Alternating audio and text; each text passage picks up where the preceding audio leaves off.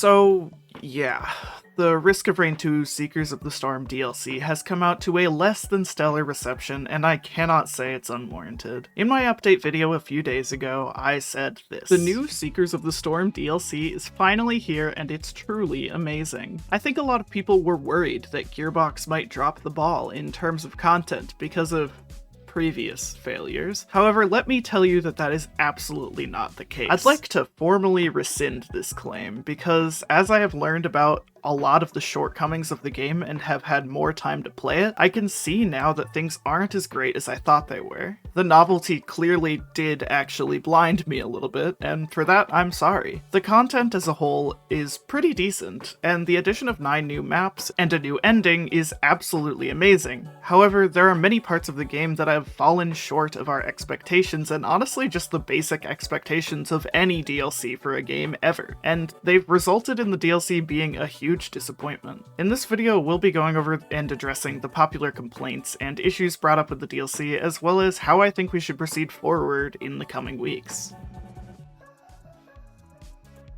First off, a lot of people seem to be disappointed with the quality of the survivors added with the DLC. All 3 survivors only have a single alternative ability, and also lack a skin for defeating the False Sun, despite it being their DLC. A lot of people also seem to be disappointed in the visual quality of the survivors' animations. Seeker and the False Suns, in particular, being almost Roblox adjacent in quality. This is something I only partially agree with, as while the animations are a bit stale, the animations of Risk of Rain 2 have never been flawless. Bandit and Loader come to mind as 2 characters that were animated a bit poorly, looking a bit stiff and robotic overall. I think this complaint is somewhat of a non-issue, as the animations really aren't that bad, and this is kind of an issue that can be dismissed in comparison with the larger issues of the DLC, which we'll talk about later. The lack of alternative abilities with the characters cannot be dismissed, however, and is a pretty big disappointment for me overall. The Survivors of the Void characters were added with full kits to match the original game survivors, and it's overall just lame the amount of customizability the new survivors have. Some people may say that Void Fiend has less abilities than them, but remember that his corrupted abilities are completely different, and sort of excuse his lack of pickable abilities at the character select screen. This isn't even something that I feel like should have happened at all. Especially for Seeker and Chef, the ability counts aren't really excusable, as they should have at least 2 more alternatives to match the base game survivors. The False Sun I can kind of excuse, as his left click is basically 2 different abilities within itself. If, and hopefully when, Gearbox issues a patch for the DLC, I hope that at least 1 new ability for each of the existing survivors is a possibility to be added, as right now it's pretty disappointing. Overall, I do feel like this section of the video is somewhat of a non-issue that is being tacked on to all of the actual issues that we'll talk about later. The items added in the Seekers of the Storm DLC were also pretty problematic. This is for 2 main reasons. One being that they are either completely useless and only serve to bloat the item count in the game, or completely overpowered, making the late game extremely easy. And 2 being that some of them straight up don't work as intended. The 2 largest issues here are that the long-standing Solitude Lunar item completely softlocks the game if you enter the Gilded Coast, as you can't buy any of the Halcyon pillars, and the second largest being the Warped Echo, making Mithrix effectively immortal when he takes it from you in his second phase. These are 2 quote-unquote glitches that should never have been an issue, and which I think shows that the developers might not even play their own game. We'll talk about it more later when we address the countless bugs that came out with the DLC, but I feel like a lot of people agree that this DLC overall lacked the quality assurance and playtesting it needed, and that's a total shame. It's really interesting that this whole DLC feels rushed, as they had a long time to make it work well, and yet that didn't happen. Going back to the item issue, most of them suck. The Antler Shield is the most useless item, in my opinion, in the game as a whole. Stealing what this person from my Discord says, it feels like you have a commando teammate on the edge of the map that is a small chance to shoot 1 enemy when you take damage. It's pathetic, and it's kind of shocking how it was even made to be this bad in the first place. The other item that everyone is talking about being awful is the Unstable Transmitter. I personally believe that teleporting on low health as a mechanic is interesting and could be done well. However, that isn't what happened, and instead what we got was an effectively worse Old War stealth kit. which is impressive because that item sucks. Most of the items are very niche and useless, which only works to make the game more difficult as you waste time and money on items that ultimately won't help you at all. This also ruins the fun factor of the game in a way. On the other hand, some of the items are ridiculously overpowered. The Sonorous Whispers and Sailstar especially making the later levels completely minute and a waste of time as you effectively turn on the Artifact of Sacrifice halfway through your run. The balance of the game is honestly embarrassing with the update, as these things should have been avoided completely if the developers at Gearbox had consulted anyone who played the game at all before releasing it.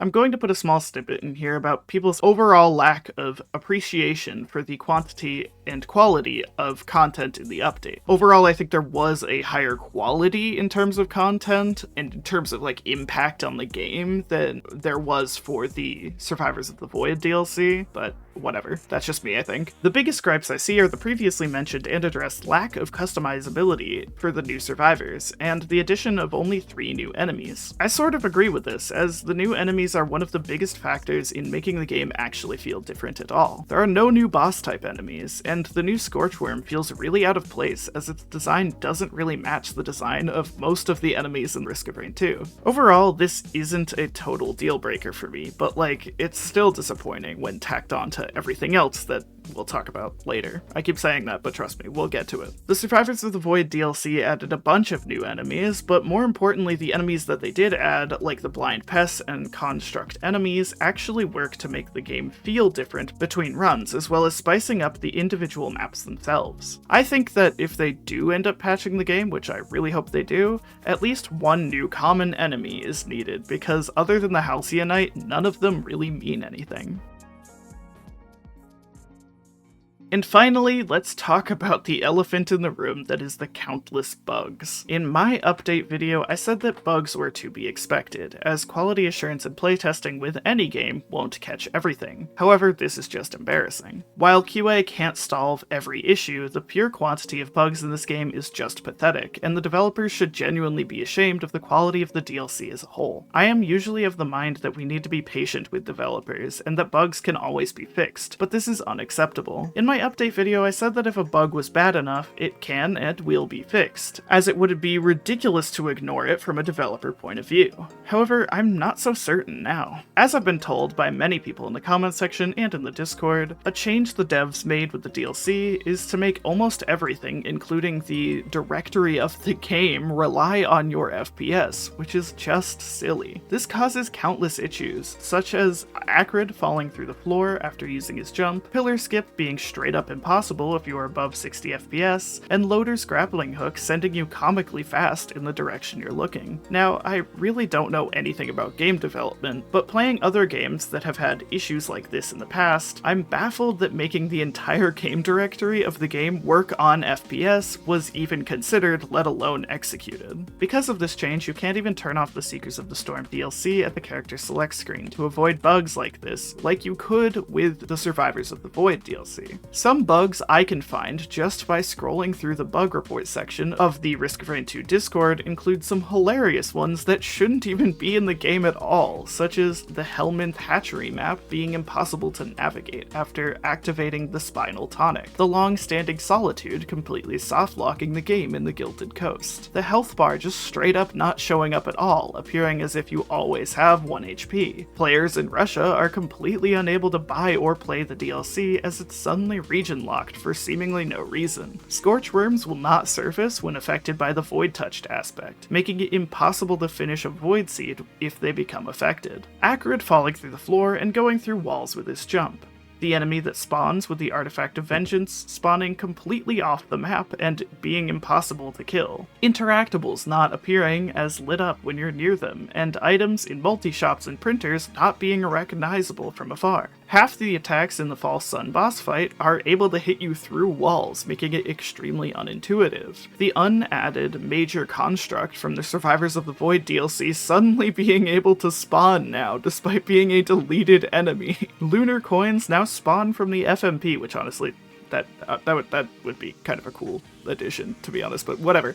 And things like the teleporter being able to spawn out of bounds and in unreachable locations. There are so many bugs and glitches that just shouldn't have been added in the game at all. I only listed a fraction of them here, and the section is already unnecessarily long. What I think is really annoying about this part is that on the patch notes that were released with the DLC, the developers had the audacity to state things like them fixing an edge case in which maps would not spawn any interactables, a glitch that I and many other players with thousands of hours in the game have literally never seen, let alone heard of. I cannot say this enough, but it's just baffling to me that the game was ever even allowed to be released in the first place with the state of the game. Any amount of quality assurance for the game would have prevented this, but it seems like that just wasn't a thing that was included. This would all be at least partially excusable if Hopoo Games, an indie game studio, was still the owner of the IP, as they have a bit more of a reason to be behind in terms of game quality. However, Gearbox is an established company, and this DLC only proves to be yet another game IP neglected by them. Maybe it has to do with the failure of the Borderlands movie or something, but this all just sucks. So, moving forward, in my opinion, here's what needs to happen next. Gearbox needs to put their ass in gear to get to bug fixing immediately, and this includes reverting the FPS-based system they implemented. They need to issue a formal apology on all platforms, and they need to issue refunds to Xbox players who, oh by the way, can't play the game at all, as it completely bricks on the main menu. I've heard that Wooly, a larger ROR2 content creator, if you somehow haven't heard of him, is in contacts with the devs, and that there is at least some sort of communication between him and the developers, which is good. However, if there isn't some sort of large announcement about the state of the game soon, I am genuinely worried for the future of Risk of Rain 2. Some things that you can do as a player are to contact the devs via email or on their various social medias about this. If you do this, I cannot stress enough that you need to be constructive.